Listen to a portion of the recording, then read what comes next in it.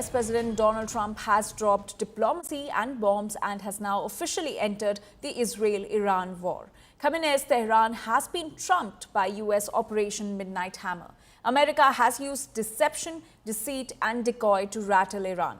Trump has claimed strikes on 3 Iranian nuclear facilities have done monumental damage to Iran. Trump's latest remarks cite satellite images released of damage done to Fordow nuclear site. The Pentagon has revealed that the US used deception tactics to hit Iran.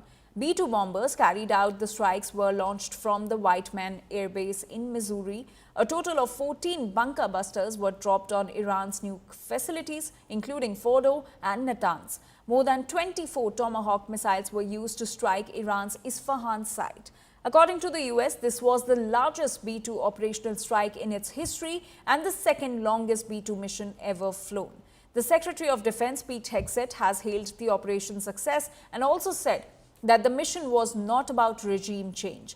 US Vice President J.D. Vance, on the other hand, has said that the US is not at war with Iran but with its nuclear program, and that regime change in Iran is not America's goal.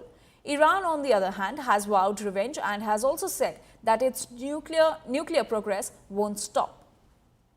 The order we received from our commander-in-chief was focused, it was powerful, and it was clear. We devastated the Iranian nuclear program. But it's worth noting the operation did not target Iranian troops or the Iranian people. This mission was not and has not been about regime change. The president authorized a precision operation to neutralize the threats to our national interests posed by the Iranian nuclear program and the collective self-defense of our troops and our ally Israel. Last night, on the President's orders, U.S. Central Command, under the command of General Eric Kurilla, executed Operation Midnight Hammer, a deliberate and precise strike against 3 Iranian nuclear facilities.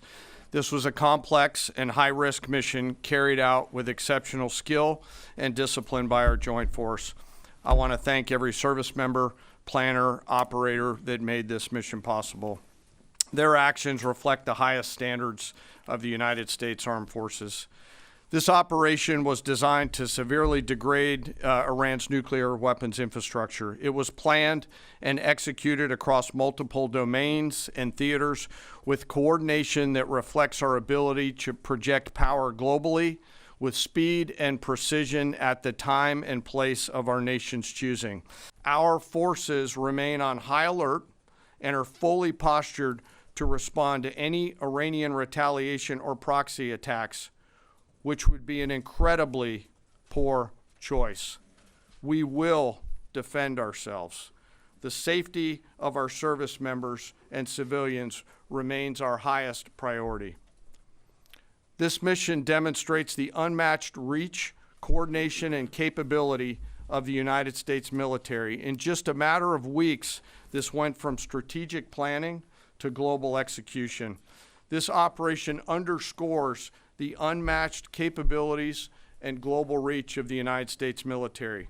And I think the president took decisive action to destroy that program last night. We know it's going to be a very long time before Iran can even build a nuclear weapon if they want to, but I actually think that raises the most important question. The president talked about this last night.